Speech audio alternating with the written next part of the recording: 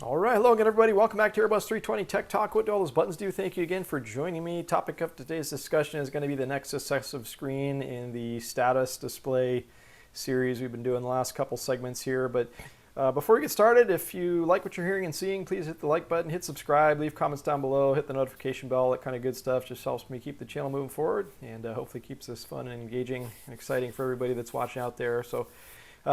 Second week here for me, really feeling the effects of the coronavirus. First of all, last couple days I've been flying around, and it's really kind of eerie seeing the airports as light as they are and as few people that are just moving around the system in general. And I think, the last handful of flights I've operated, we've had, somewhere between 10 and 20 people on board pretty consistently for a few weeks now. So definitely interesting times upon us. I know we're all feeling this one quite a bit wherever you're at in the world. So hopefully everybody is healthy and safe out there that's watching.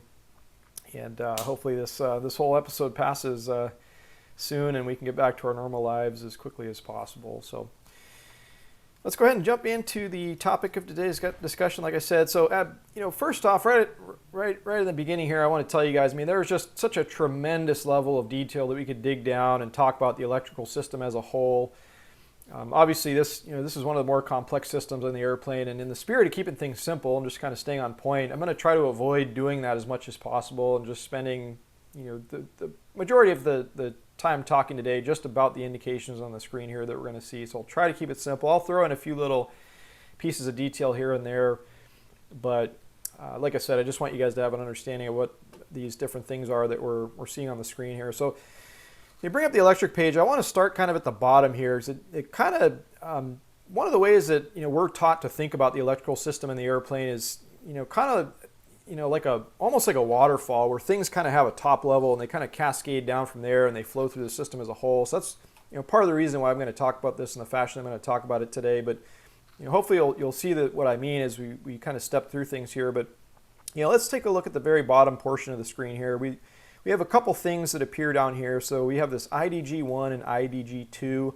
It just stands for Integrated Drive Generator, and if you remember, that's just the technical term for the actual generator that sits out at the actual main engine on each side, the number 1 and 2 side there. And of course, it's there's an accessory box that gears it to the engine. So this thing is always spinning whenever the main engines are spinning. And one more thing to talk about is the fact that it has this like variable drive sort of system. So a lot like the automatic transmission on a car is that the engine RPM kind of goes up and down.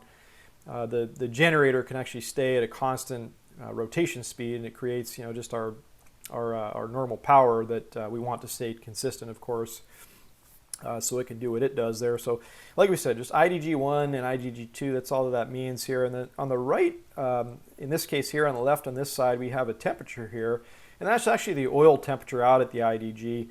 One other thing, if you remember from our earlier talks, you'll remember that the Airbus actually uses cold fuel to kind of circulate around the system and extract some of the heat out of the oil. There's this, the heat exchanger basically that exists in that portion of the system there and keeps this IDG temperature in check, let's just say. So right now, we're up at cruise altitude, everything's normal. Of course, we see a green indication here on the temperature. And if you were to get into a cautionary range, I'm pretty sure it turns amber, or it might blink at you if it gets in like a kind of a medium range, but it'll do something to get your attention. Of course, you would probably have an associated ECAM message that comes along with this. So just some different things you might see down there. Moving up from here, we actually have a box that just as the name implies, Gen 1 and Gen 2, Generator 1 and Generator 2, of course, and just tells us the percent load on the generator, the voltage, and the frequency in each one of these guys here. Right in the middle there, we see this little APU gen notation here. And of course, if you had the actual APU running and the generator is up and online, you would see a box appear here that would show you the same things here, the load, the frequency, and the voltage.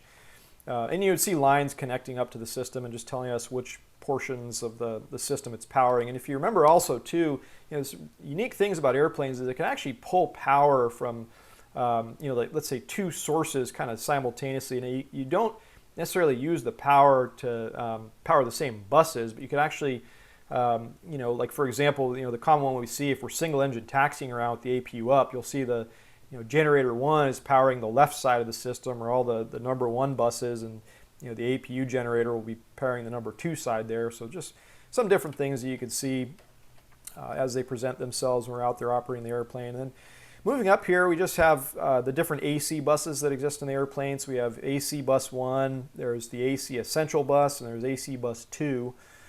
So moving up from the AC buses here, we have the TR1 and TR2. This just stands for Transformer Rectifier. And if you go back to the basic electrical concepts, remember that anytime we're talking about the main generators, we're talking about an AC generator. Well, there's actually the transformer rectifier that turns AC power into DC power to channel through the system and go out and do other things that we need it to do. So this just tells us a voltage and an amperage at the transformer rectifier unit there. And then you'll see the line comes out of both of these sides of the system here, goes into DC Bus 1 and DC Bus 2.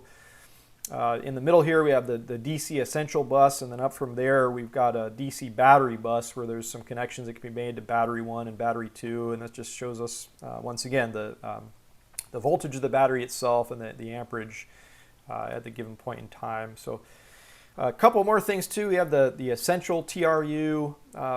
Remember there's this the kind of more related to like the emergency type scenario where if we were in an electrical sort of emergency state, let's say there's kind of this like we said this smaller transformer rectifier in the system that allows us to take the AC power that the emergency generator generates for us and routes it through the Essential TR here and powers the DC Essential Bus. And both of these two things here too, when you hear the buzzword kind of the essential thing, of course in your mind that means like these are the essential components in the airplane that would need to be powered in an emergency type of situation. So once again, we could dig deep into the books and we could talk about each exact component that resides in each of those buses. But I just want you to have this base level understanding that as things potentially degrade capabilities in the airplane, we have a way of kind of paring down to the actual or the absolute necessary components that we need to have operable at any given point in time just to continue flying the airplane.